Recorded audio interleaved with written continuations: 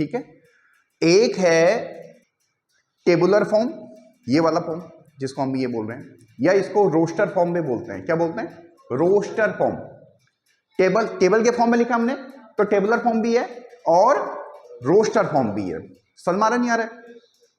Clear है? ठीक है। और एक दूसरा होता है जिसको हम बोलते हैं सेट बिल्डर फॉर्म। क्या बोलते हैं? Set builder form. सलमारा नहीं आ रहा है? ठीक है, तो पहले एक इसी एग्जांपल के साथ मैं आपको बताता हूं, फिर उसके बाद एक्सरसाइज कराते हैं। सेट बिल्डर फॉर्म लिखना है इसका मैं, ठीक है। तो सेट बिल्डर फॉर्म को हम ऐसे लिखते हैं, जैसे A is the collection of X. X है, एक्स का कलेक्शन है, ठीक है। सच दैट एक्स क्या है? अब एक्स को आपको इस हिसाब से लिखना है यहां पे कि आप इसको पढ़ के ये बना दो। ध्यान से देखना, जैसे मैंने लिखा x is a natural number. क्या है? Natural number. और क्या कंडीशन है? And x is less than equal to 10। अरे गॉट माई पॉइंट ना? एंड का मतलब होता है कि ये दोनों कंडीशन एक साथ फुलफिल होनी चाहिए। सलमारा नहीं आ रहा है? ठीक है, क्लियर है? नहीं क्लियर है? तो अगर आप इसको पढ़ लो, नीचे वाले को पढ़ लो, तो आप ऊपर वाले को अगर बना देते हो तो इसका मतलब ये आपने सही लिखा है। ये आंसर एनसीईआरटी से मिसमैच भी हो सकता है। जैसे हम अभी इसको लिखना चाहें तो हम इसको दूसरे फॉर्म में भी लिख सकते हैं अभी, ठीक है। हम इसको ऐसे भी लिख सकते हैं, x is a natural number and x is less then 11। Salmara नहीं आ रहा है? 11 से छोटा हो और नेचुरल नंबर है, तो 11 से जस्ट छोटा कौन सा नेचुरल नंबर है? 10। तो लास्ट मेंबर इसका 10 ही आ जाएगा। अरे गॉट माय पॉइंट? ये आया नहीं आया सर में? ये सेट बिल्डर लिखने का तरीका पता चला? क्या तरीका है इसमें? कि हमें इसको इस हिसाब से लिखना है, इस हिसाब से लिखना है कि इसको पढ़ के हम ये टेबल बना दें, ठीक है।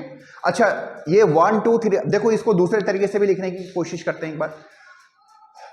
1 2 3 4 5 से लेकर ये जो 10 तक है नंबर, ये होल नंबर भी हैं, होल नंबर भी है ना। तो हम ऐसे भी लिख सकते हैं, x is a where x is a whole number, whole number and x is greater than 0 और लेस देन 11। अरे गॉट माई पॉइंट? सलमारा, 0 से बड़ा होल नंबर कौन सा? 1, ठीक है। और होल नंबर डेसिमल में नहीं होते, ठीक है। और 11 से छोटा होल नंबर कौन सा है? 10। अरे गॉट माई पॉइंट ना? तो हमने इसको पढ़ के लिख दिया ना ये, और यूनिकली लिखना चाहिए, कोई कंफ्यूजन नहीं आना चाहिए। अगर आपने इसको ऐसा लिख दिया तो इसका मतलब आपने सेट बिल्डर फॉर्म सही ढंग से लिखा हुआ है।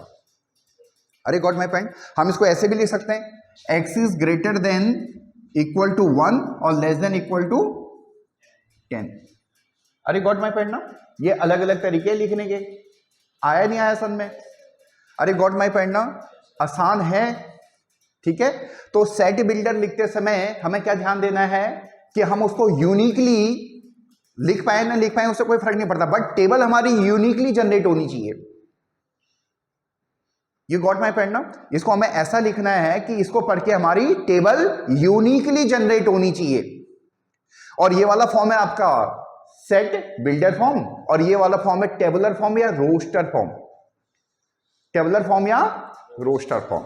अरे गॉट माई पॉइंट? ये आया समझ में? बहुत इजी है।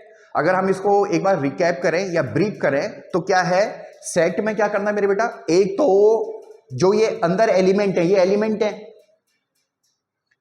इन एलिमेंट को रिपीट ही नहीं करना है, यानी एक एलिमेंट एक ही बार आएगा, ठीक है। दूसरा क्या इंपॉर्टेंट है कि क्या ऑर्डर इंपॉर्टेंट नहीं है, किसी को भी आप आगे पीछे लिख सकते हो। यू गॉट माई पॉइंट ना? आगे पीछे लिखने से वो सेट चेंज नहीं होता, ठीक है। और सेट की अपनी डेफिनेशन क्या है कि ये वेल डिफाइंड है। वेल डिफाइंड का मतलब क्या है कि आप किसी भी प्रोस्पेक्टस से देखें उसमें कंफ्यूजन नहीं होनी चाहिए उसकी टेबुलर फॉर्म बनाने में।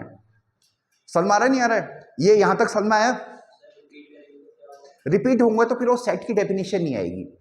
मैंने आपको 9th 10th में भी बताया है, कभी भी डेफिनेशन को हम क्यों और कैसे में नहीं डील करते हैं ज्यादा, हम उसको समझते हैं, हाँ या ना? यू गॉट माई पॉइंट ना? क्योंकि वो डेफिनेशन है, क्लियर है, ठीक है। फिर वो सेट की डेफिनेशन नहीं आएगी, और चीज बन सकती है मगर सेट की डेफिनेशन नहीं आएगी। Got it? ठीक है।